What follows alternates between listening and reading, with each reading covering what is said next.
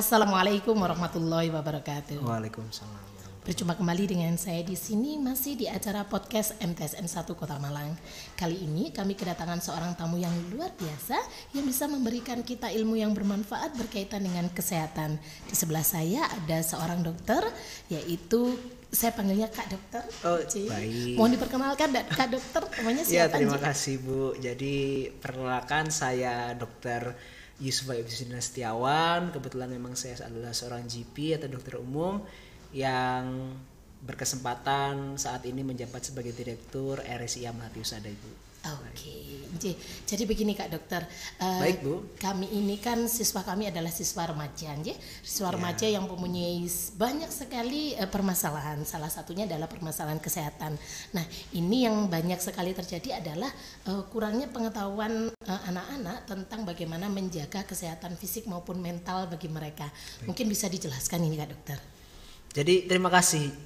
Memang pada usia remaja ini sangat lekat dengan adanya perubahan baik dari bentuk fisik ataupun mental, Ibu. Jadi memang perubahan fisik sendiri itu pengaruh ke pasti bentuk tubuh. Nah, di situ bentuk tubuh sendiri kalau pada usia remaja ada hormon-hormon yang meningkat. Nah, hal itu meningkatkan energi adik-adik semua untuk beraktivitas. Kemudian kalau untuk kesehatan mental sendiri itu saat ini untuk usia remaja itu pengaruhnya ke hormon terutama yang mengatur terkait emosi itu sangat besar. Jadi kita sebut ada mood swing. Mood swing itu adalah mungkin moodnya berubah-ubah. Lalu kemudian mulai menunjukkan bahwa ada ketertarikan terhadap lawan jenis. Nah, terus ada kekhawatiran mungkin merasa tidak disayang orang tua dan lain sebagainya. Kalau kita sebut mungkin sekarang itu insecure ya. Insecure bahasanya anak-anak. Lalu kemudian yang paling simple biasanya sih ya kita tahu memang kalimat galau itu. Nah, itu yang mungkin lebih tepatnya anak remaja masalahnya ke sana. Ke arah galau tadi. Iya. Nah, ini galau ini ternyata bisa mempengaruhi kualitas belajarnya. Betul pasti. Jadi anak-anak merasa insecure, rendah diri, tidak diperhatikan teman, tidak punya teman, tidak diperhatikan lawan jenis. Aku kok jelek seperti itu barangkali itu yang mengakibatkan kesehatan psikis mereka jadi agak kurang gitu karena mereka akhirnya tidak bisa konsentrasi belajar dan bagaimana. Ini kiatnya gimana ini dokter supaya menangani ini? Ya, memang galau ini kalau kita sebut ya Bu ya memang asalnya pasti dari mind atau pikiran. Nah, di dalam pikiran yang sehat ada jiwa yang kuat. Betul sekali. Dalam artian galau itu sendiri memang ini kita butuh peran terutama ibu guru, lalu kemudian orang tua bahwa untuk menekan sifat galau atau gelisah pada anak-anak usia remaja itu memang butuh komunikasi. Kita tahu komunikasi anak-anak saat ini kan lebih modern ya Bu. Dulu saya tidak ada WA. Betul. Saya mau komunikasi sama orang tua juga bingung kadang itu. Kadang kalau mungkin kita angkatan lawas ya Bu ya, angkatan lama kan orang tua pulang capek kita mau ngomong kok ya tidak mungkin ya. Tapi zaman sekarang kan anak-anak lebih terbuka. Jadi harapannya untuk menjaga kesehatan mental anak-anak lebih tepatnya harus dimulai dari peran orang tua dan peran guru. Gitu. Jadi terkadang ada anak yang tipikalnya dia open, terbuka. Ada anak yang sifatnya itu introvert atau tertutup, mudah curhat dan tidak. Betul. Gitu. Tetapi pada dasarnya baik anak yang suka curhat ataupun tidak senang untuk ditanyai terlebih dahulu. Gitu. Iya. Oke. Nah. Karena anak zaman sekarang yang saya tangkap senang dianggap sebagai teman. Nah, kalau bukan teman biasanya tidak mau curhat. Gitu. Nah, kalau dari saya begitu. Oke. Terima kasih sih. Berarti ini peran orang tua sering menanyai anaknya dengan cara sebagai teman ya. Setuju. Kalau menasihati aja biasanya anak-anak malah mengkeret, tidak mau lagi ngomong gitu masalahnya apa. Baik. Oke. Terus kalau kemudian untuk kesehatan fisik ini Kak Dokter, ini apa yang mesti dilakukan supaya anak-anak tetap fit, terjaga karena di MTS ini ritmenya sangat dinamik gitu karena berangkat pagi, mereka pulangnya siang hampir sore hari, otomatis banyak sekali waktu yang untuk belajar gitu. Belum lagi tugas dan sebagainya. Ini supaya fisik mereka tetap prima gimana nih Kak? Setuju. Jadi kalau kita lihat dulu saat saya sekolah SMP Bu. Jadi itu udah bergeser zamannya. Kalau dulu mungkin saya pulang mungkin tidak sampai jam 3 saya sudah pulang.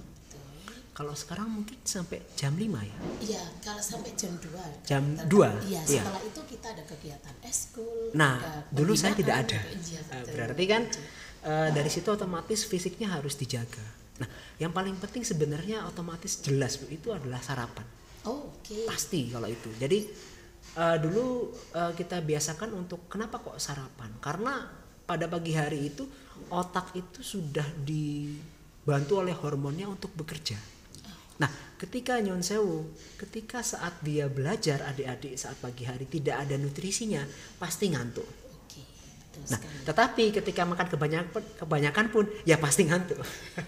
Jadi di rumah harus minimal mungkin sarapan yang tidak berlebihan, tapi harus ada karbohidratnya. Oke. Lalu kemudian kesehatan fisik yang lain itu laki-laki dan perempuan, mungkin lebih tepatnya ke perempuan ya Bu ya. Karena kenapa kok saya titik berat kepada perempuan? Perempuan itu lebih kompleks, ya, rumit.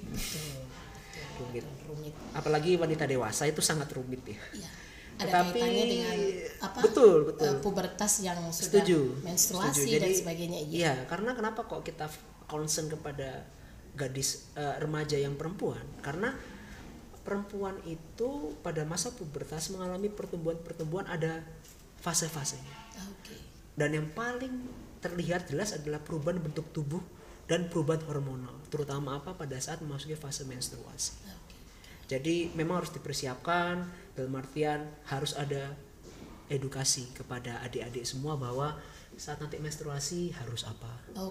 Kemudian mungkin nanti ketika mendekati harus diajari apa? Siklus menstruasi itu seperti apa. Supaya nanti ketika mendekati hari dia sudah siap-siap. Oh, saya harus bawa ini. Kalau seumpama di sekolah nanti mungkin ada terjadi menstruasi. Terus yang kedua, kebersihan hygiene ketika Nyon Sewu. Ini yang paling sering terlihat bahwa ketika pipis atau BAK ataupun apapun di tempat umum itu wajib untuk membawa hal-hal seperti mungkin tisu. Jadi tisu harus dibawa sebelum pipis, tisu harus dibersihkan dulu untuk tempat toiletnya. Bahkan setelah itu pun juga harus dibersihkan. Nah, cara membersihkannya pun juga Nyon Sewu, untuk kebersihan itu harus dijaga. Harus air yang mengalir. Jangan sampai nanti pokoknya menyekanya harus benar. Nah, itu tadi. Nah, itu yang mungkin berpengaruh terhadap kesehatan fisik. Betul sekali. Iya. Terus kemudian kalau misalnya ini Dok, untuk usia remaja apakah sudah perlu gitu ya untuk mempergunakan pembersih organ vital gitu ya ketika menstruasi? Kan banyak ya beredar di media massa gitu bahwasanya cairan ini bisa membuat menjadi bersih, higienis. Nah, itu apa sudah perlu? Terima kasih. Sebenarnya ini memang inilah permasalahan kita ya di dunia kesehatan, di mana advertisement atau iklan itu kan ya untuk marketing ya Bu ya. Tetapi pada dasarnya kesehatan organ reproduksi atau di vagina sendiri itu sebenarnya sudah dalam keadaan yang sudah normal. Jadi kenapa kok normal? Ketika kita berikan pembersih vagina yang tidak direkomendasikan, berarti nanti kandungannya itu bisa membunuh flora normal namanya. Jadi kenapa kok penting sih Dok flora normal? Flora normal itu sebenarnya bakteri, tapi bakterinya baik. Bakteri baik. Betul. Hal itu dibutuhkan untuk menjaga supaya lingkungan di vagina itu tetap normal. Justru kalau bakteri itu misalnya hilang atau mati, otomatis nanti iklim atau ekosistem di dalam itu tadi bisa pengaruh. Risikonya apa? Bisa keputihan. Kemudian gatal-gatal. Itu lazim terjadi. Pasti lazim terjadi. Baik. Kalau ini tadi kan kita membicarakan perempuan ya berkaitan dengan siklus pubertas perempuan. Ya, kalau laki-laki gimana nih? Nah, kalau laki-laki ini cenderung yang biasanya dialami memang ada fase pubertas itu kan pasti pertama biasanya mimpi basah. Nah, itu mimpi basah. Lalu yang kedua ada perubahan bentuk dari organ reproduksi. Tapi itu biasa memang lazim terjadi. Jadi mungkin ada ukuran yang memang lama-lama membesar mungkin di bagian organ reproduksinya. Kemudian untuk kesehatan secara garis besar di laki-laki itu akan ada peningkatan massa otot. massa otot. Jadi pasti hal itu akan menimbulkan energi yang besar. Jadi kita sering dong melihat anak laki-laki teman-teman ini adik-adik basket, sepak bola. Kayak gak punya lelah gitu. Nah, itulah kenapa kok ada hormon pertumbuhan. Hal itu juga pengaruh meningkatkan kekuatan otot. Akhirnya kadang mungkin Bu ya, olahraga harusnya masuk kelas. Kok nggak berhenti ya futsalnya itu sering kan. Nah, itulah yang menjadi perubahan laki-laki biasanya energinya lebih besar. Terus ini soal konsumsi makanan ya dokter ya. Betul. Ini di masa pubertas apa yang boleh, apa yang tidak boleh dikonsumsi supaya anak-anak tetap sehat itu apa aja? Betul. Nah, konsumsi itu kita tahu sendiri bahwa pada usia ini itu usia di mana pertumbuhan sangat pesat. Jadi ketika pertumbuhan pesat, otomatis kandungan-kandungan yang alami seperti protein, kemudian vitamin itu penting. Nah, yang harus justru ditingkatkan seperti ikan, daging apa yang bagus dok? Daging ya kalau bisa bukan ayam potong. Oh gitu. Iya, tapi ayam kampung. Kemudian digorengnya pun juga tidak deep fried, bukan minyak yang ngapunten bolak-balik gitu. Berkali-kali digunakan. Dok, lalapan itu loh enak dok. Iya, tapi nyun sewu. Minyaknya kan warnanya tahu sendiri ya. Jadi itulah yang membuat, karena jenuhnya minyak itu yang membuat gurih. Oh begitu. Nah harusnya digorengnya pun juga minyaknya sedikit.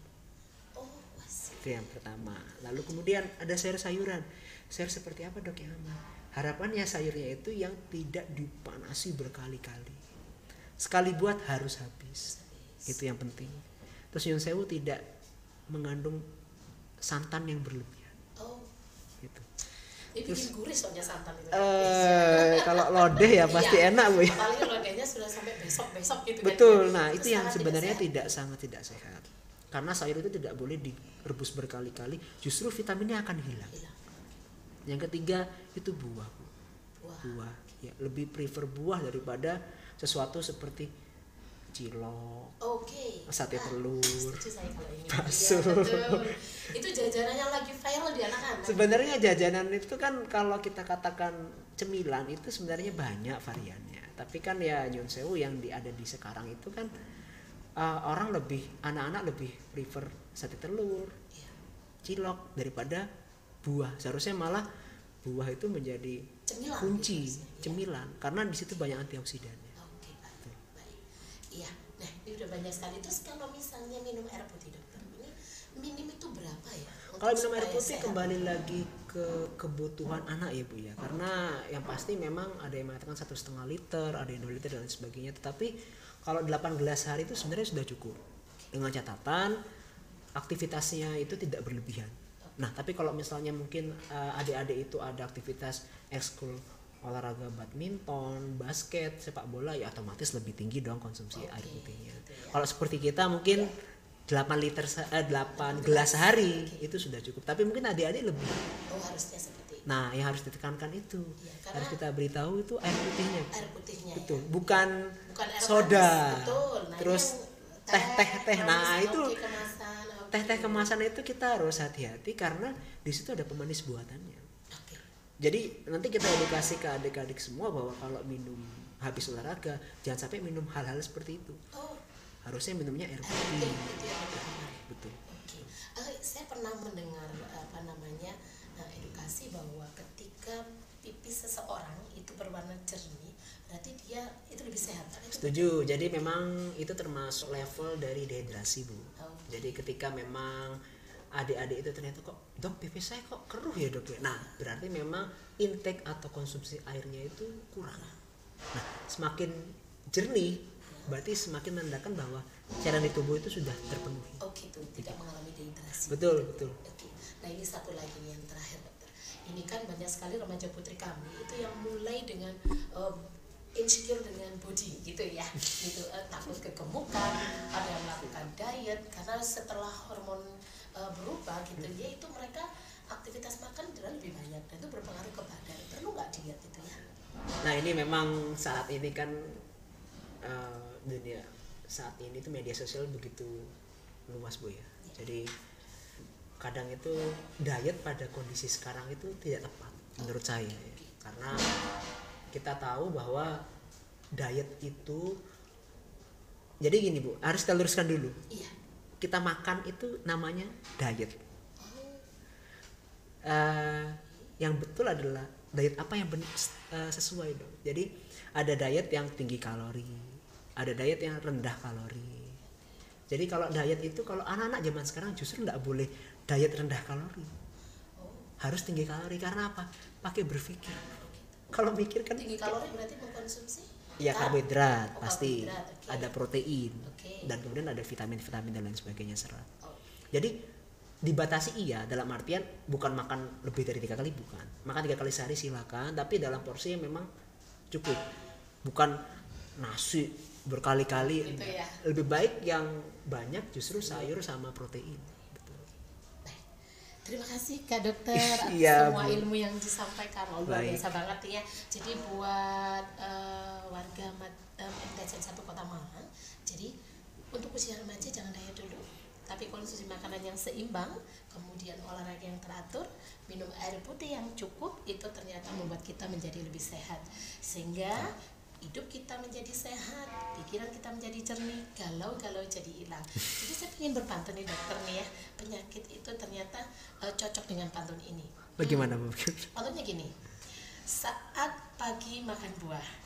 Cakep. Makan buahnya bersama teman. Cakep. Oke. Penyakit itu ternyata bisa dicegah. Cakep. Asal disiplin menjaga kesehatan. Ya, luar biasa. Jadi seperti itu baik. pemirsa semuanya, perbincangan kita di podcast kali ini. Jumpa lagi di kesempatan selanjutnya. Assalamualaikum warahmatullahi wabarakatuh. Waalaikumsalam warahmatullahi wabarakatuh.